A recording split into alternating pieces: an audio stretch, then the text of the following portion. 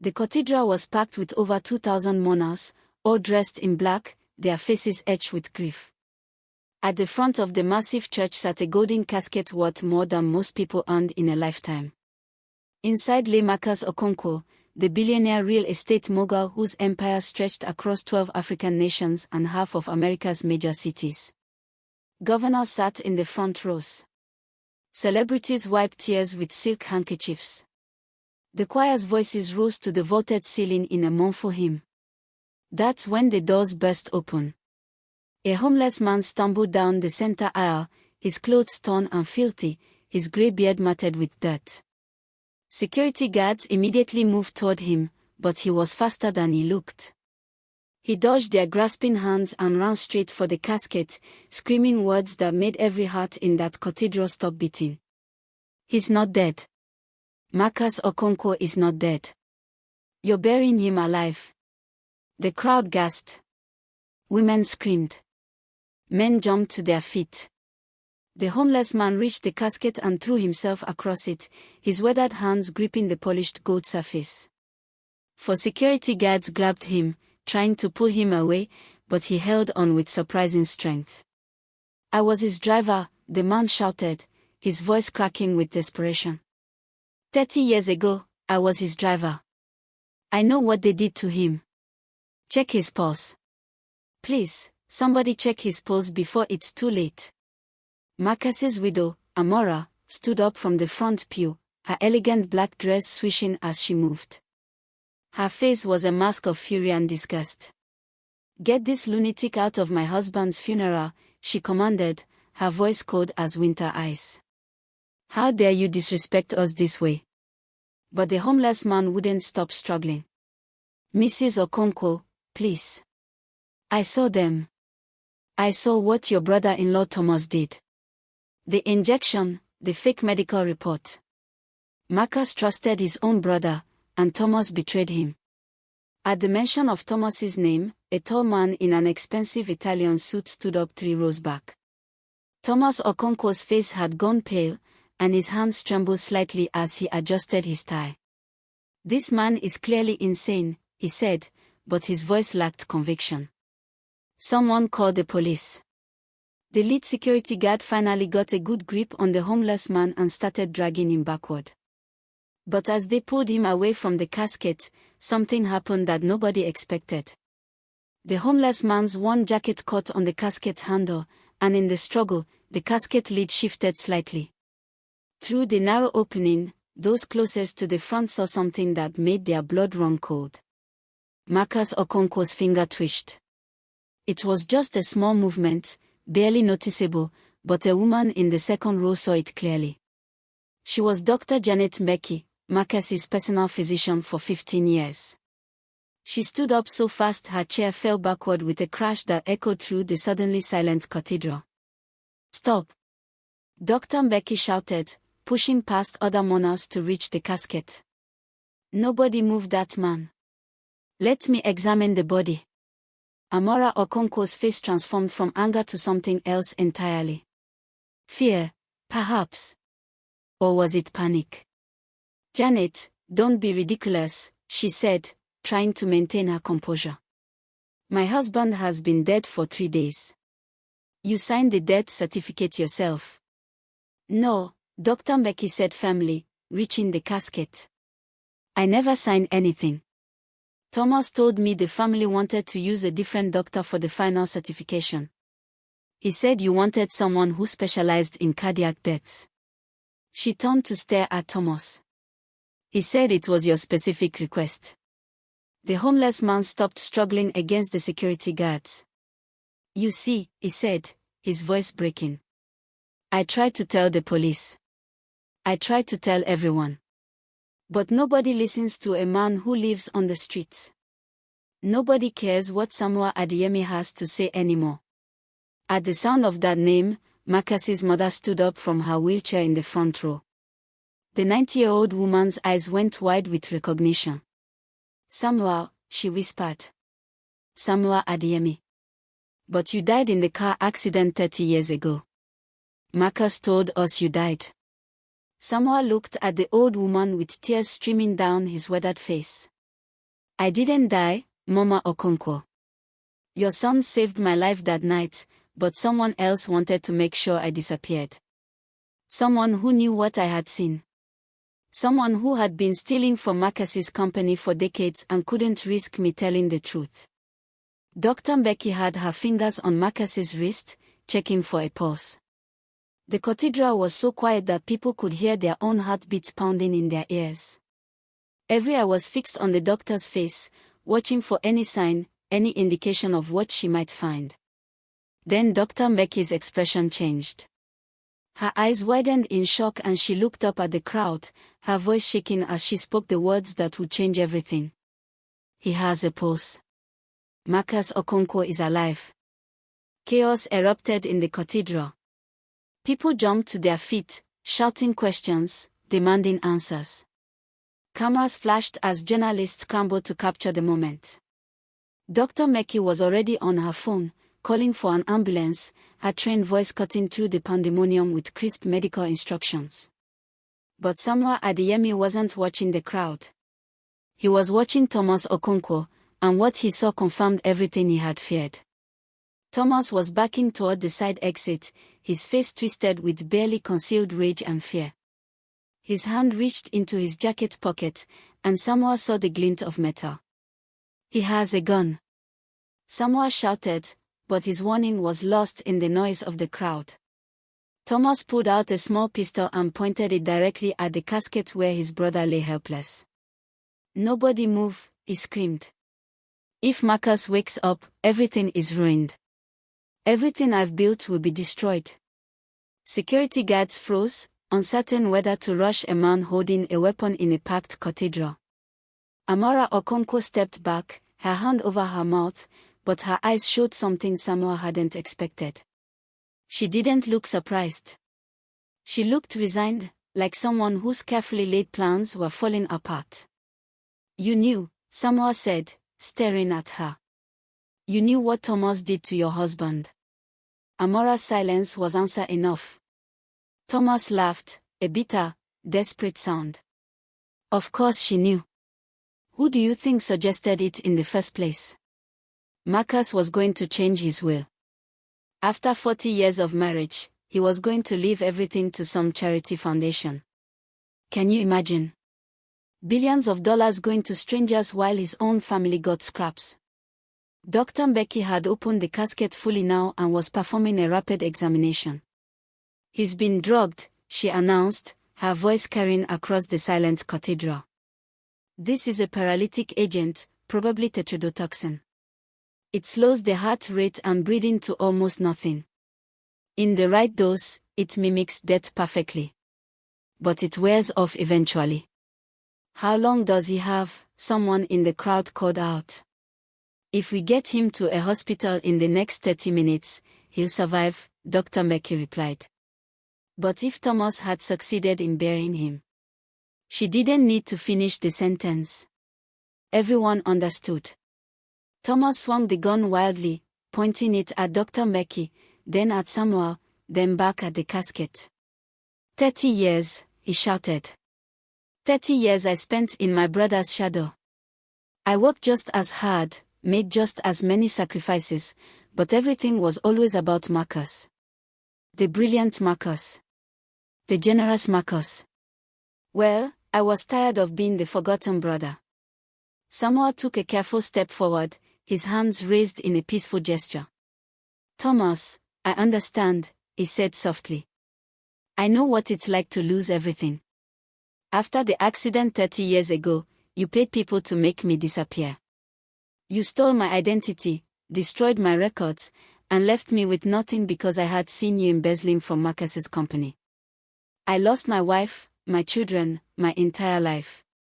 But shooting your brother won't fix anything. It will only make things worse. How could things possibly get worse?" Thomas screamed, and his finger tightened on the trigger. That's when Mama Okonkwo rode her wheelchair directly in front of the casket, placing herself between her sons. The 90-year-old woman looked up at Thomas with eyes that had seen too much suffering, too much loss. "If you're going to shoot your brother," she said calmly, "you have to shoot your mother first." Thomas's hand began to shake. Tears ran down his face, mixing with sweat. "Mama, please move," he begged. "You don't understand. They'll take everything from me. I'll go to prison. I'll lose it all." "You already lost everything when you chose greed over family," Mama Okonkwo replied. "But it's not too late to choose differently now." The moment stretched out, tense and fragile. Samuel could see Thomas wavering, the gun barrel dropping slightly. Security guards inched closer, ready to act if they got an opening. Then the cathedral doors burst open again, and this time it was the police, led by a tall woman in a crisp uniform. "Drop the weapon," she commanded. "Thomas Okonkwo, you're under arrest for attempted murder and fraud." Thomas spun toward the doors, his face a mask of trapped desperation. The gun came back up, pointing at the police officers. Samuel saw what was about to happen and reacted on pure instinct. Despite his age and weakened condition from years on the streets, he launched himself at Thomas, tackling him from the side just as the gun went off.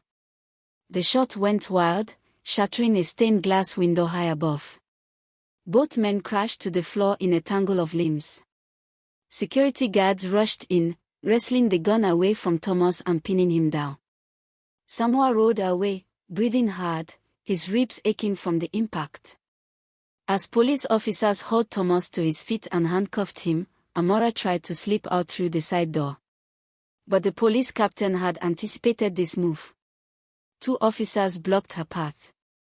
"Mrs. Okonkwo," the captain said formally, "you're also under arrest as an accessory to attempted murder." Amora's elegant composure finally cracked. "You can't prove anything," she said desperately. "It was all Thomas's idea. I didn't know what he was planning." "Actually," the police captain said with a slight smile, "we have recordings. Mr. Samuel Adeyemi has been working with us for the past 3 months, gathering evidence. He wore a wire to every meeting with you and Thomas where you discussed your plans. We heard everything." Every head in the cathedral turned to stare at Samuel. The homeless man who had seemed so desperate and confused was suddenly standing straighter, his eyes sharper and more focused than they had appeared before. Samuel reached into his torn jacket and pulled out a small recording device. "I never forgot who I was," he said quietly. "Even when you took everything from me, Thomas, I remembered. And I spent 30 years waiting for the chance to save Marcus's life the way he once saved mine. Before we continue with what happened next, I have to ask, where are you watching this from? Drop your country or city in the comments below. And if this story is keeping you on the edge of your seat, hit that subscribe button and like this video. Trust me, what happens next will blow your mind. Now, let's get back to the story.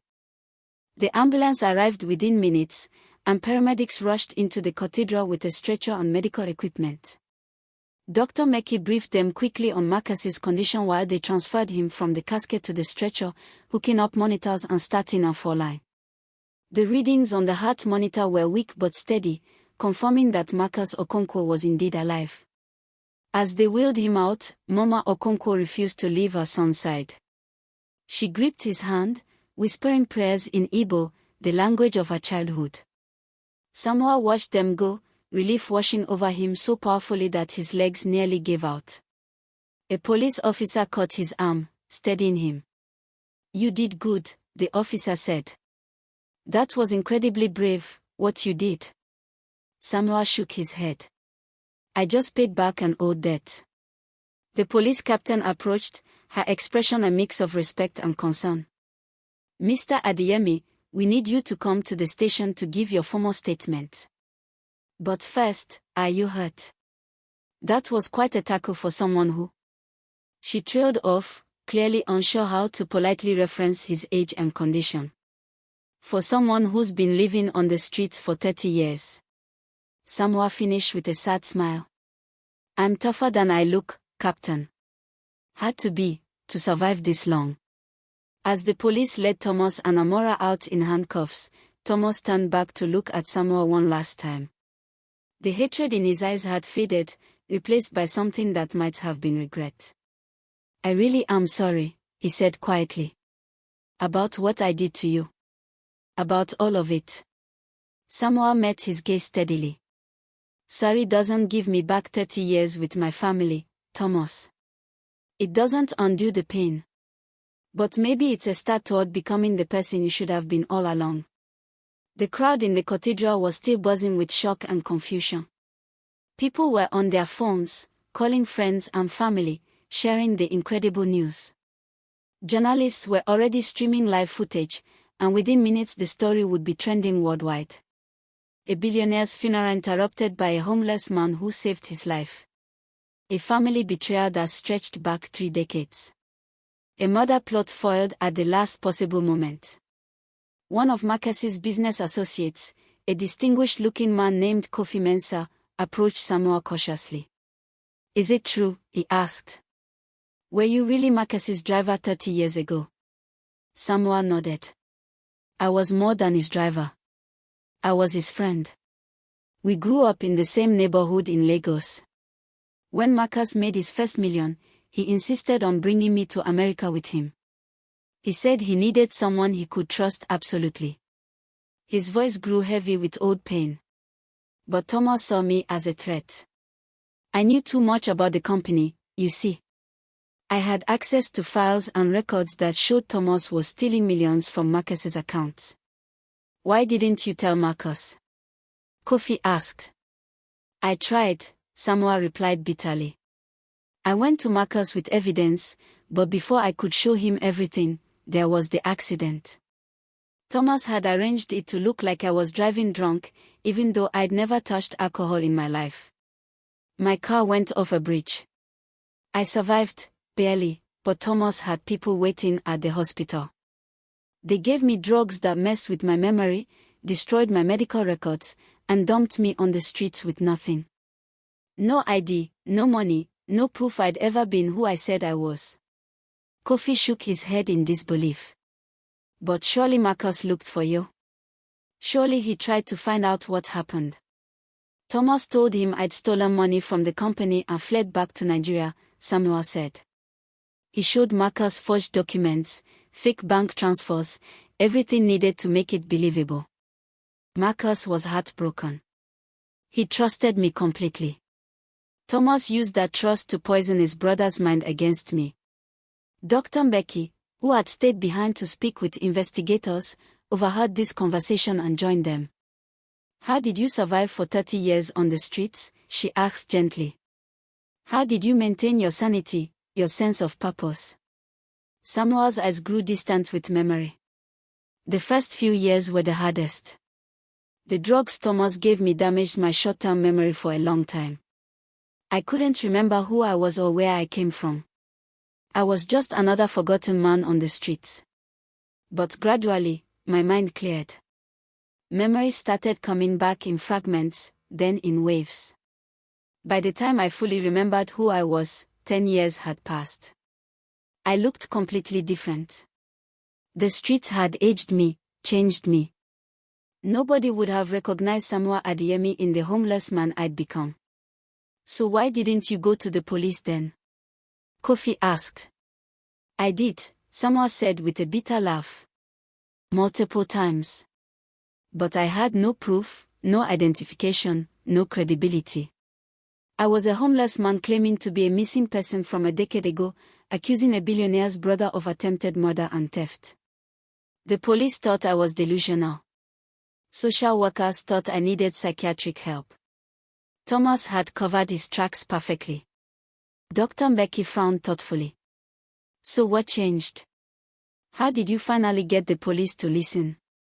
I got smart, Samuel replied. I stopped trying to prove who I used to be and started focusing on what Thomas was doing now. I spent years watching the Okonkwo family from a distance. I slept in parks near their offices, in alleys near their homes. I learned their routines, their habits. And I waited for Thomas to make another mistake. The inheritance, Kofi said suddenly, understanding dawning on his face. When Marcus announced he was changing his will. Samuel nodded. 3 months ago, Marcus gave a speech at a charity event. He said he'd been thinking about legacy, about what really mattered. He said material wealth meant nothing if it didn't help people, change lives, make the world better. He announced he was setting up a massive foundation and leaving most of his fortune to it. His family would be well provided for, but the bulk of his billions would go to education, healthcare, and poverty relief across Africa. Thomas must have been furious, Dr. Meki said. He was desperate, Samuel corrected.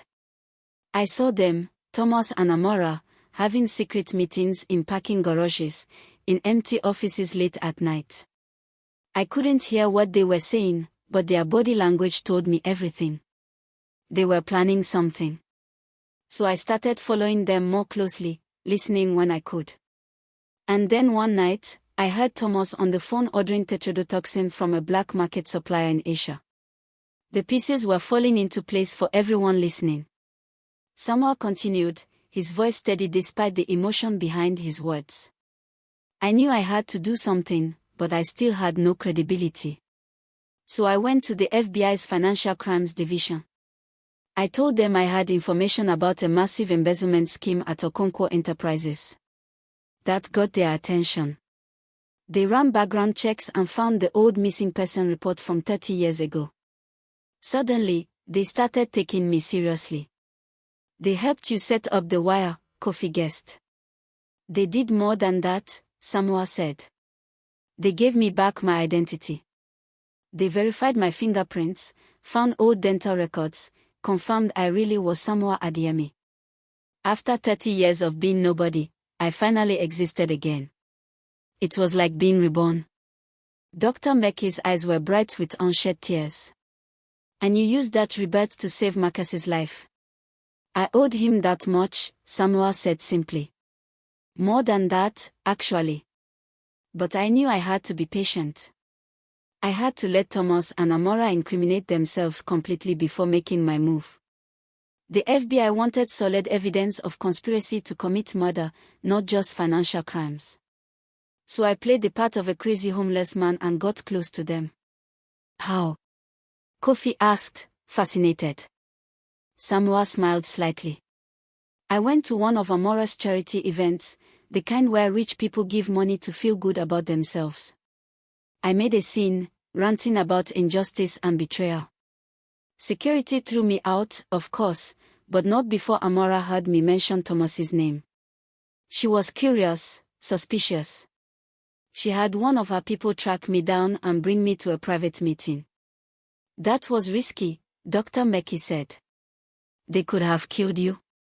They thought about it, Samuel admitted. But they decided I might be useful.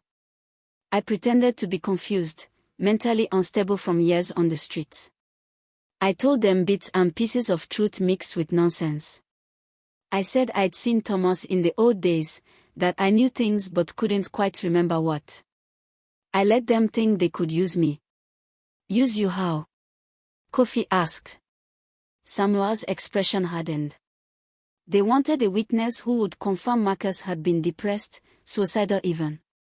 After they killed him, they planned to say he'd taken his own life. They thought a homeless man nobody would believe normally might be credible if he was the only witness, especially if they paid him enough. They didn't realize every conversation was being recorded. Before Samuel could continue, one of the police officers approached. Mr. Adeyemi, we need to get you to the station now. The FBI agents want to debrief you, and we have a lot of paperwork to process. Samuel nodded, but Kofi grabbed his arm gently. Wait. What about your family? You said you lost your wife and children. Do they know you're alive? For the first time since entering the cathedral, Samuel's composure cracked. Tears filled his eyes and his voice shook. My wife remarried 15 years ago. I saw her once, from across the street. She looked happy. I didn't want to destroy that happiness by coming back from the dead. And my children. He stopped, unable to continue. Your children deserve to know their father is alive, Dr. Meki said firmly. Whatever else happens, they deserve that truth. Samuel wiped his eyes with the back of his weathered hand. Maybe, he said quietly. But let's save Marcus first. Everything else can wait. 3 days later, Samuel sat in an uncomfortable plastic chair outside the intensive care unit at Mount Sinai Hospital. He'd showered for the first time in recent memory, and the FBI had provided him with clean clothes. Looking at his reflection in the hospital's window, he barely recognized himself. Without the layers of dirt and the matted beard, he looked almost like the man he'd been 30 years ago. Almost, but not quite. Time and hardship had carved deep lines in his face that no amount of cleaning could erase. The door to the ICU opened and Dr. Becky emerged, still wearing her scrubs. She looked exhausted but relieved. "He's awake," she said. "And he's asking for you." Samuel's heart hammered in his chest. "Does he know? Did you tell him?" "I told him everything," Dr. Becky confirmed.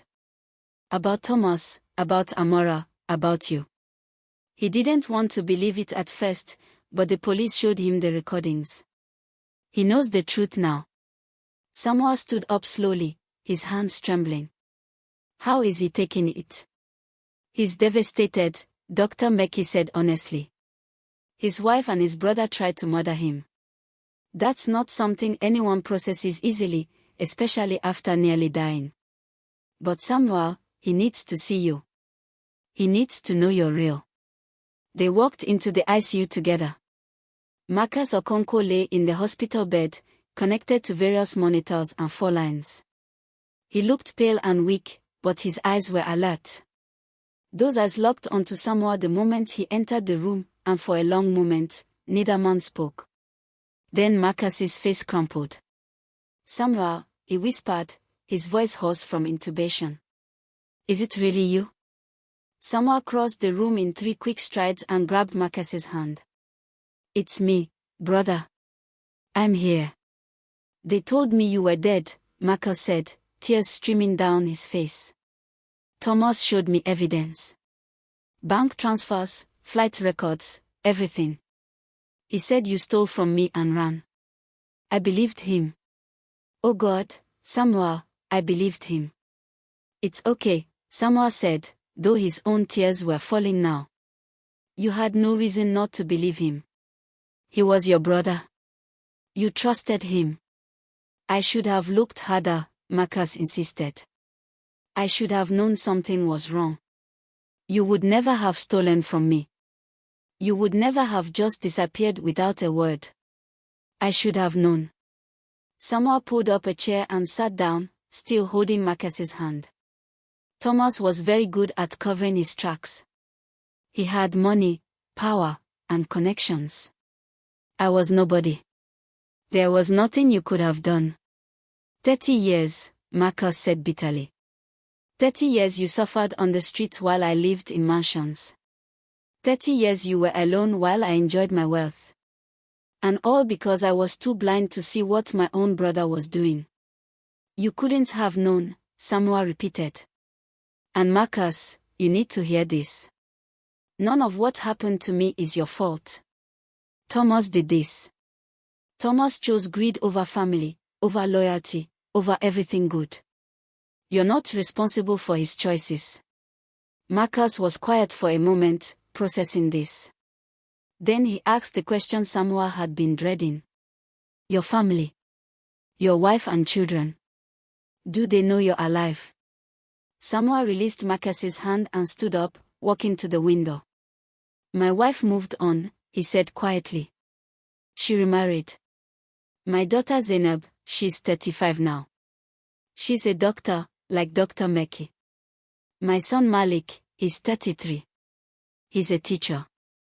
I've watched them from a distance over the years, when I could. They turned out well, despite growing up without a father. They need to know, Marcus said firmly. Samuel, they need to know their father didn't abandon them. What if they don't want to know? Samuel asked, his voice breaking. What if seeing me just brings back pain? They've built lives without me. Maybe it's better if I stay dead to them. Before Marcus could respond, there was a knock on the door. Dr. Mbeki poked her head in. I'm sorry to interrupt, but there are two people here who are very insistent about seeing Samuel. They say they are his children. Samuel's legs nearly gave out. What? How did they find out? The news, Dr. Mbeki said gently. Your story is everywhere, Samuel. Video from the funeral has been shared millions of times. Your face is on every news channel. Someone who knew your children saw the coverage and recognized your name. They called them. Samuel looked at Marcus desperately. I can't. I'm not ready. What do I say to them? Marcus struggled to sit up straighter in his bed. You tell them the truth. You tell them you never stopped loving them. You tell them you're sorry for all the years you missed. And then you let them decide what happens next. The door opened wider and two people entered. Samuel recognized them immediately, though they'd aged so much since he'd last seen them. Zainab had her mother's eyes and his own high cheekbones. Malik had grown tall and broad-shouldered, looking like Samuel had looked at that age. Both of them stopped just inside the door, staring at him with expressions of shock, disbelief, and something that might have been hope. Dad. Zainab whispered, her voice barely audible. Samuel couldn't speak. He could only nod, tears streaming down his face. Malik took a step forward, then another. They said you were dead.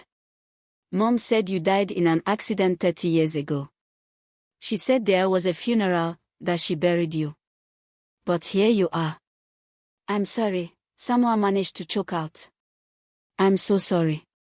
I tried to come back. I tried so hard, but they took everything from me. My identity, my memory, everything. By the time I remembered who I was, you'd grown up without me. I didn't want to disrupt your lives. Zainab crossed the room in a rush and threw her arms around him.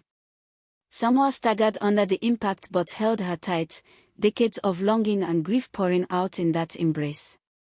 A moment later, Malik joined them, wrapping his long arms around both his father and sister.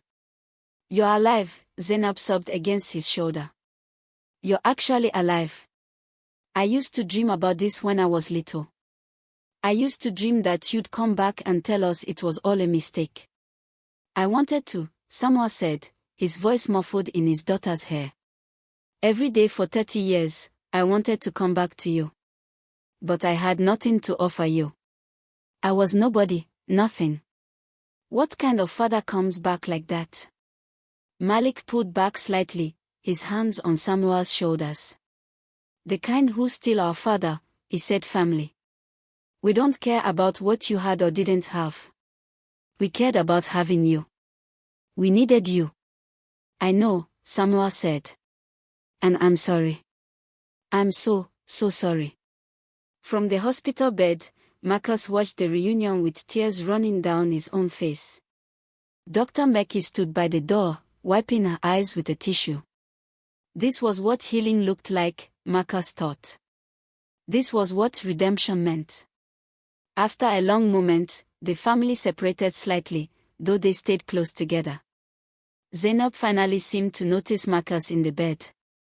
Mr. Okonkwo, she said, suddenly professional. I'm sorry. I didn't mean to ignore you. How are you feeling? Marcus laughed weakly. Like a man who nearly got buried alive and just discovered his wife and brother tried to kill him. But seeing your father reunited with his children makes it hurt a little less. Malik looked between Samuel and Marcus with confusion. I don't understand. How do you two know each other? The news said Dad saved your life, but they didn't explain how. Samuel took a deep breath and began to tell the story. He told them everything. About working for Marcus in the old days, about discovering Thomas's embezzlement, about the staged accident and the years of lost identity. He told them about living on the streets, slowly regaining his memories, and watching his family from afar. He told them about the FBI investigation, the wire recordings, and finally the desperate sprint down the cathedral aisle to stop a murder. By the time he finished, both Zainab and Malik were staring at him with expressions of awe and horror. You went through all of that, Zainab said slowly, and you still risked your life to save someone else. Marcus saved my life once, Samuel said simply. He gave me opportunities one never would have had otherwise. He treated me like a brother when I was just his employee. I couldn't let Thomas kill him. I couldn't let 3 decades of friendship end like that. Malik shook his head in wonder. You're a hero, Dad. A real hero. I'm not a hero, Samuel protested. I'm just a man who did what he had to do. That's exactly what a hero is, Marcus said from the bed. His voice was getting stronger now. Someone who does what needs to be done, even when it's hard. Even when it cost them everything. Samuel, you saved my life twice. Once when you warned me about Thomas's embezzlement 30 years ago, even though you didn't know it would cost you everything. And again when you stopped my funeral. I can never repay that debt. You don't owe me anything, Samuel insisted. I owe you everything, Marcus corrected. Your life, your family, your identity. Thomas took all of that because of his crimes against me. The least I can do is help you get it back. Before Samuel could protest further, there was another knock on the door. This time it was the FBI agent who had been coordinating the investigation, a serious-looking woman named Agent Williams. I'm sorry to interrupt, she said, but we have some updates on the case that Mr. Okonkwo and Mr. Adeyemi need to hear. Everyone in the room turned to look at her. Agent Williams's expression was grim as she continued. Thomas Okonkwo has been offering to make a deal. He's willing to testify against other conspirators in exchange for a reduced sentence. Other conspirators? Marcus asked sharply. Who else was involved? Agent Williams hesitated, then said, according to Thomas, Amora wasn't the only family member who knew about the plot. Your son, Marcus Jr., was also involved. The words hit Marcus like a physical blow. No, he whispered. Not MJ. Not my son. Agent Williams pulled out a tablet and showed them surveillance footage. The video showed a young man in his mid-30s meeting with Thomas in a parking garage. The audio was clear enough to hear their conversation. When will it happen? The young man asked. That was Marcus Jr., though his voice sounded harder than Marcus remembered. 3 days from now, Thomas replied. The injection will put him in a state that mimics death perfectly. The doctor I've bribed will sign the death certificate. We bury him, and by the time anyone questions it, it will be too late. And you're sure the new will hasn't been filed yet? MJ pressed. Positive. Once he's gone, the old will stands. Your mother gets half, you and your siblings split 25%, and I get the rest. Plus the company comes to me as the surviving brother. MJ nodded slowly. He was going to give it all away. Everything we should have inherited, gone to strangers. He didn't care about his own family. Your father stopped caring about family a long time ago, Thomas said bitterly. All he cares about is his legacy, his reputation as a philanthropist. Well, we are going to make sure the family actually matters for once. The video ended. In the hospital room, Marcus looked like he might be sick. My son, he said hoarsely. My own son wanted me dead for money. Samuel moved to Marcus's side, gripping his shoulder supportively. Zainab and Malik stood nearby, shocked by what they'd witnessed. I'm afraid there's more, Agent Williams said reluctantly. We've been investigating the Okonkwo finances in detail. Thomas has been embezzling for 30 years, yes, but the amounts are even larger than we initially thought. Nearly $2 billion has been siphoned from your companies, Mr. Okonkwo. Some of it went to offshore accounts in Thomas's name. But significant portions also went to accounts controlled by your wife and son. They were all in on it, Marcus said numbly. My wife, my brother, my son. All of them, just waiting for me to die so they could take everything. Dr. Mbeki stepped forward, her physician's instinct overriding the dramatic revelations. That's enough for now, she said firmly. Mr. Okonkwo's blood pressure is spiking. He needs rest, not more traumatic news. But Marcus shook his head. No. I need to hear all of it. I need to know the full extent of the betrayal. Agent Williams looked at Dr. Mbeki, who nodded reluctantly. Fine, the agent said. But I'll make this quick. We've arrested Marcus Jr. He's in custody along with Thomas and Amora. We are still investigating whether your other children were involved, but so far there's no evidence against them. Small mercies, Marcus said bitterly. There's one more thing, Agent Williams. Continue. Continued. Thomas claims he can provide evidence of other corporate crimes. Money laundering, bribery of foreign officials, tax evasion schemes. He says you knew about some of these activities, Mr. Okonkwo. Samuel felt Marcus tense under his hand. That's a lie, Marcus said firmly. Thomas handled the international divisions. I trusted him with that oversight. If there were illegal activities, he hid them from me. That's what we suspected, Agent Williams said. Thomas is trying to drag you down with him. But we've been through your personal records, and everything suggests you had no knowledge of these schemes. In fact, we found emails where you specifically instructed Thomas to ensure all overseas operations complied with international law. Marcus closed his eyes in relief. What happens now? Now we build our case, Agent Williams replied. We have the wire recordings from Samuel, we have the tetrodotoxin patches, we have the video evidence of conspiracy. This is about as solid as cases get. Thomas, Amora, and Marcus Jr. are all looking at lengthy prison sentences. After Agent Williams left, the room fell into heavy silence. Samuel watched his old friend process the devastation of his family's betrayal. Finally, Marcus spoke, his voice barely above a whisper. How did I not see it? How did I live with these people for decades and not know what they were? Because you love them, Samuel said simply. Love makes us blind to the faults of those closest to us. You saw the people you wanted them to be, not the people they actually were. Zainab moved closer to the bed. Mr. Okonkwo, I know we just met, but as a doctor, I need to say this. You've been through an incredible trauma. Physical trauma from the poisoning, and emotional trauma from discovering your family's betrayal. You need support. You need people around you who genuinely care about you. Marcus looked at her with such sadness that it broke Samuel's heart.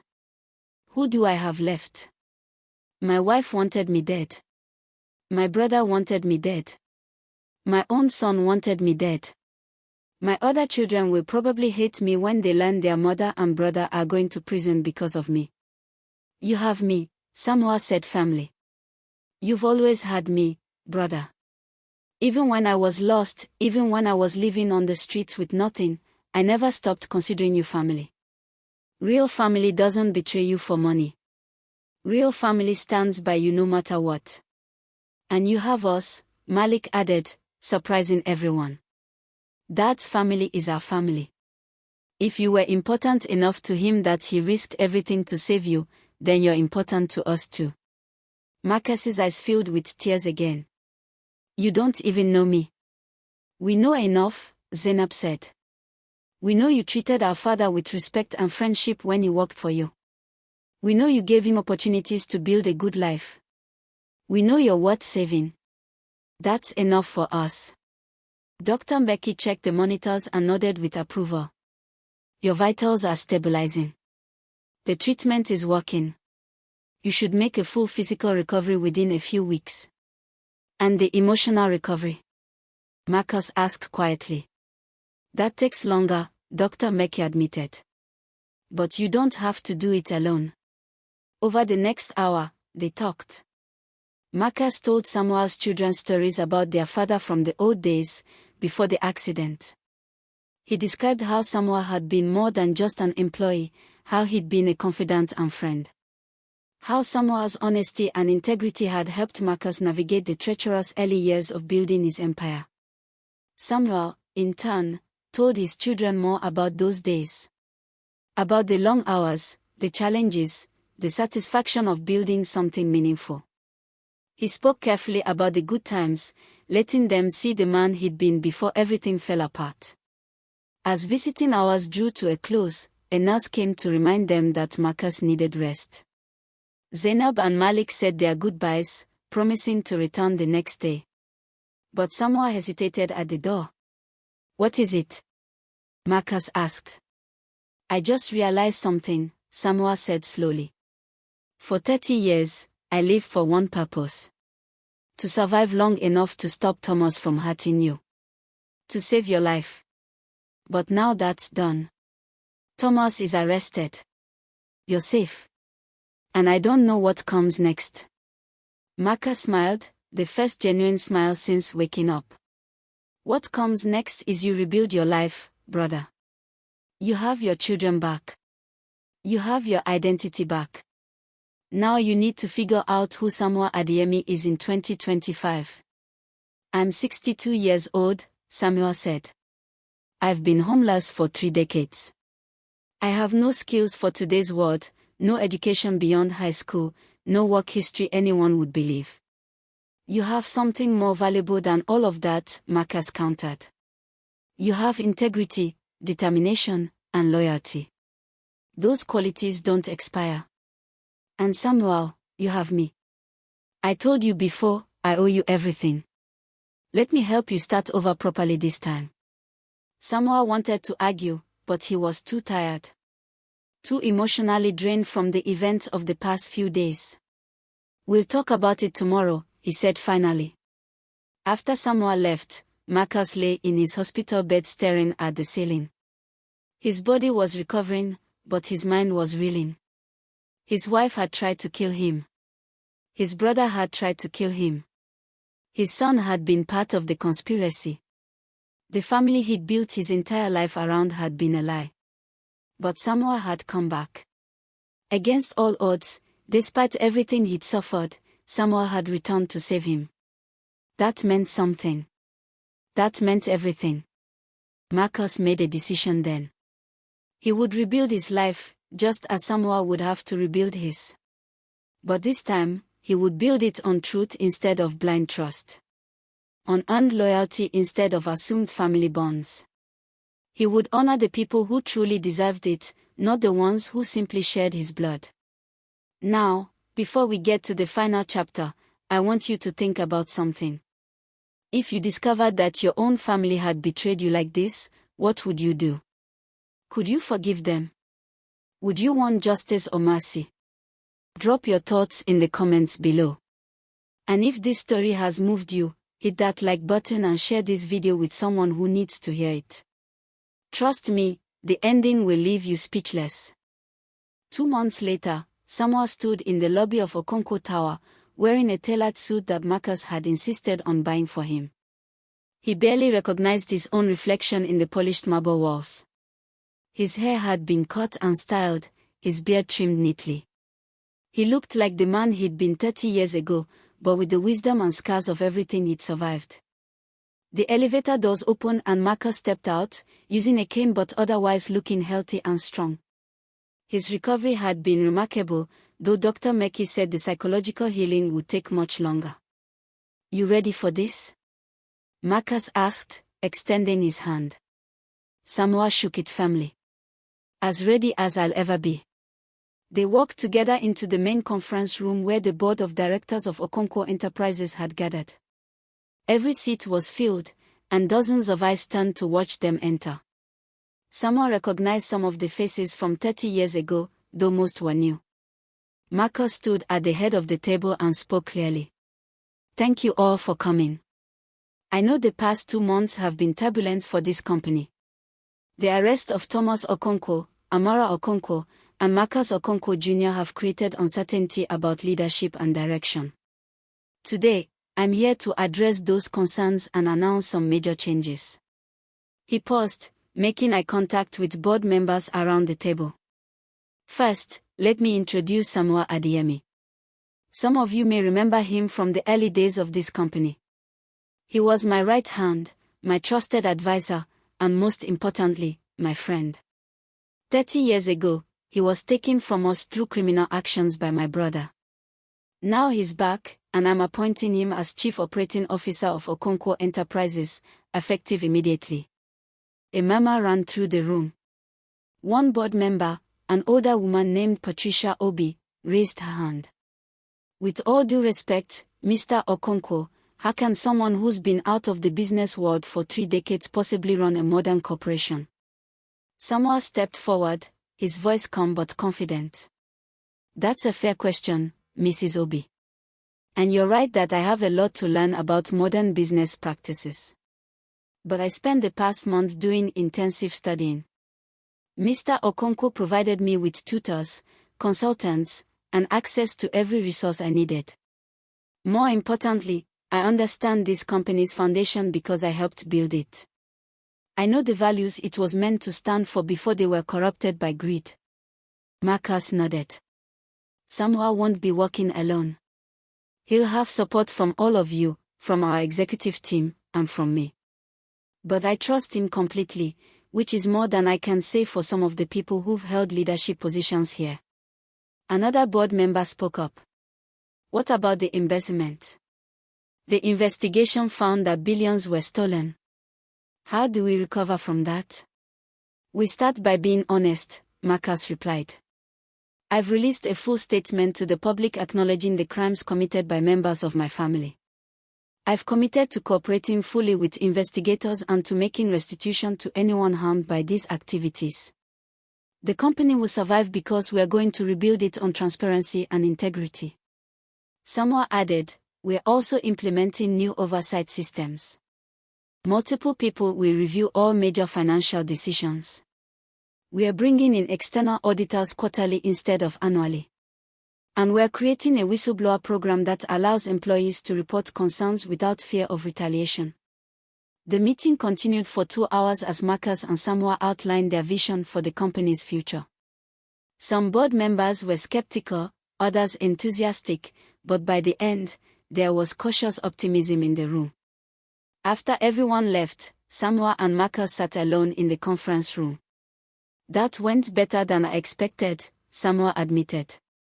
They trust you because I trust you, Marcus said. And because your story has inspired people. The homeless man who saved the billionaire's life has become international news. You're a symbol of loyalty and redemption. People want to believe in that? Samuel shifted uncomfortably. I never wanted to be famous. I just wanted to save your life and get mine back. You've done both, Marcus pointed out. How are things with Zainab and Malik? Samuel's face softened. Good. Really good, actually. We have dinner together twice a week. They are teaching me about their lives, their interests. Zainab's husband and children have accepted me. Malik introduced me to his girlfriend. It's like getting a second chance at being a father. And your ex-wife? We met once, Samuel said quietly. It was awkward but necessary. She apologized for remarrying, can you believe that? Like she'd done something wrong by moving on after I was declared dead. I told her I was glad she found happiness. Her new husband seems like a good man. He raised my children well. Marcus smiled. You're handling all of this with remarkable grace. I learned patience living on the streets, Samuel replied. You learn to take things one day at a time, to be grateful for small mercies. Having my children back, having my identity back, having meaningful work again. Those aren't small mercies. Those are miracles. They sat in comfortable silence for a moment before Marcus spoke again, his voice heavy. The trial starts next month. For Thomas, Amara, and MJ. The prosecutors say it's an open and shut case. They'll all get significant prison time. How do you feel about that? Samuel asked gently. Conflicted, Marcus admitted. Part of me wants them to suffer for what they did. Part of me still loves them, despite everything. Thomas is my brother. We grew up together, shared the same parents, the same childhood. And MJ is my son. I held him when he was born, taught him to ride a bike, sent him to college. How do I reconcile those memories with what they tried to do to me? You don't have to reconcile them, Samuel said. You can love who they were while hating what they became.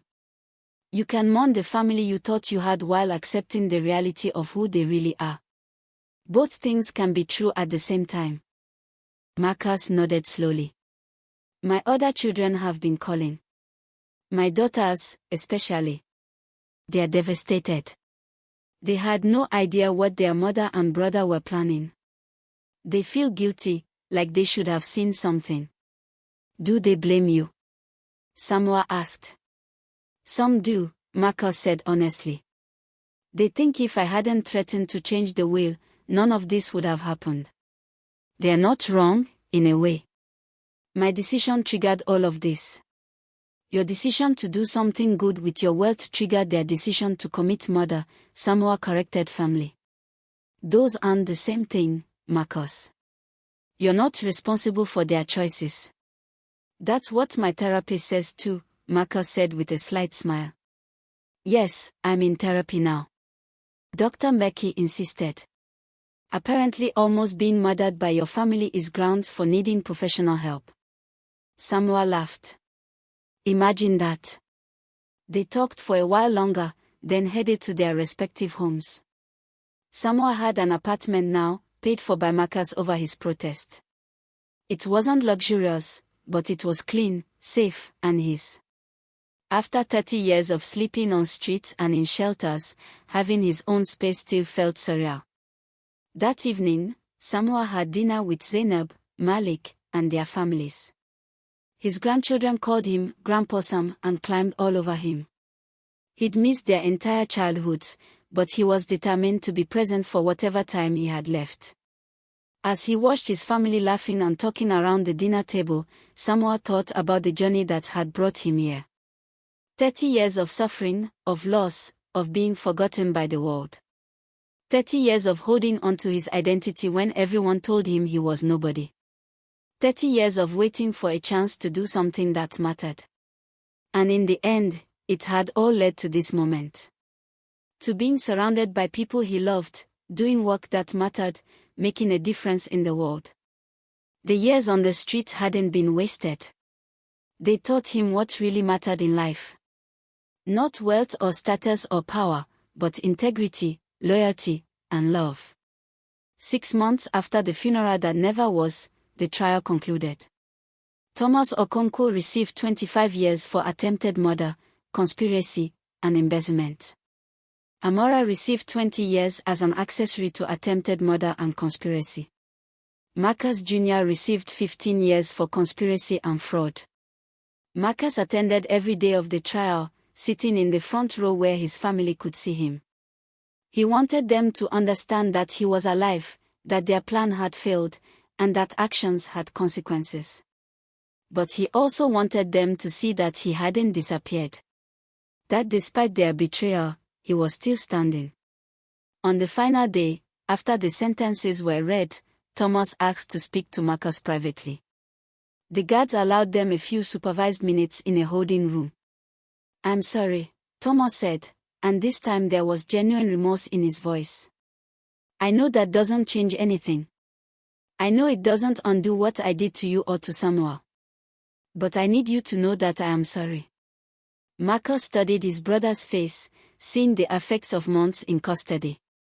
Thomas had aged, his hair grayer, his face more lined. Why? Marcus asked simply. We had everything, Thomas. We were brothers. We built an empire together. Why wasn't that enough? Because it was never about what we had, Thomas said quietly. It was about what you had. You were always the favorite, the brilliant one, the one everyone admired. I was just Marcus's brother. My whole life, I lived in your shadow. And I hated it. I hated you for it. So you tried to kill me. So I made terrible choices, Thomas corrected. one after another, for 30 years. And now I'll spend the rest of my life paying for those choices. But Marcus, I want you to know something. When Samuel burst into that cathedral, when he stopped the funeral, part of me was relieved. Part of me was glad that someone finally stopped me from doing the worst thing I could ever do. Marcus didn't know what to say to that. Eventually, he just nodded. Goodbye, Thomas. Goodbye, brother. Marcus walked out of the courthouse to find Samuel waiting by the car, along with Zainab and Malik. They'd come to support him through this difficult day. How are you feeling? Samuel asked as they drove away. Like I'm closing a chapter, Marcus replied. A painful, difficult chapter. But I'm ready to move forward now. Good, Samuel said. Because I have some ideas about that foundation you wanted to start. The one for education and healthcare in Africa. I think it's time to make that happen. Marcus smiled. You're right. Let's do it. Let's turn something terrible into something good. And that's exactly what they did. The Okonkwo Foundation launched 6 months later, funded by the majority of Marcus's fortune.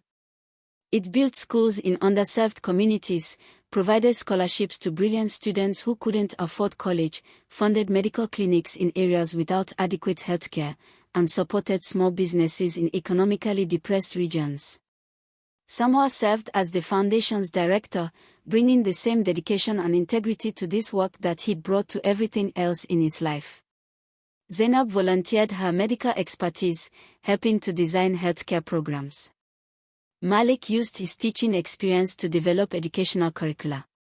The foundation became Marcus's legacy, but it was also Samuel's redemption. After 30 years of having nothing, he was able to give back to communities that reminded him of where he'd been. Every person they helped, every life they changed, was proof that suffering doesn't have to be meaningless. That pain can be transformed into purpose. 3 years after that dramatic day in the cathedral, Samuel and Marcus stood together at the opening of the foundation's 100th school, this one in a small village outside Lagos, Nigeria. They'd come full circle, returning to the country where their friendship had begun so many decades ago. Do you ever think about what your life would have been like if Thomas hadn't done what he did? Marcus asked as they watched children stream into their new classrooms. Samuel considered the question carefully. Sometimes, he admitted. But then I think about everything I learned during those 30 years. About resilience, about what really matters, about the strength of the human spirit. I wouldn't have learned those lessons if my life had been easy. And I wouldn't be the man I am now. The man who saved my life, Marcus said. The man who saved his own life, Samuel corrected. You gave me a second chance, Marcus. But I'm the one who chose what to do with it. Just like you chose what to do with yours after everything that happened. Marcus put his arm around his friend's shoulders. We saved each other, brother. That's what real family does. As the sun set over the new school, painting the sky in shades of orange and gold, Samuel thought about the title that news organizations had given to his story. Homeless Man Stops Billionaire's Funeral.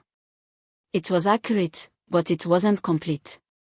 The real story was about 2 men who refused to let betrayal, loss, and suffering define them. It was about choosing integrity over revenge, forgiveness over bitterness, and hope over despair. It was about understanding that family isn't just the people who share your blood, but the people who stand by you when everything falls apart. It was about second chances and the courage to take them.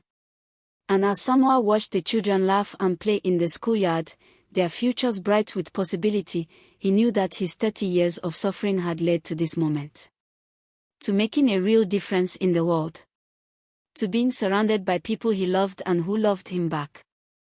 To having a purpose that mattered. He'd been lost, but now he was found. He'd been nobody, but now he was himself again. He'd been homeless, but now he'd found his way home. And that, Samuel thought with a peaceful smile, was the best ending anyone could ask for. The end. Thank you so much for watching this incredible story until the very end. If it touched your heart, inspired you, or made you think about loyalty, family, and second chances, please hit that subscribe button and turn on notifications so you never miss another powerful story like this. Share this video with your friends and family because everyone needs to hear about the power of redemption and true friendship. And don't forget to drop a comment below telling us what you thought about Samuel's journey. Would you have done what he did? Could you have survived what he survived? We read every comment and we love hearing from you. Until next time, remember that it's never too late for a second chance, and true friendship can survive anything. God bless you all.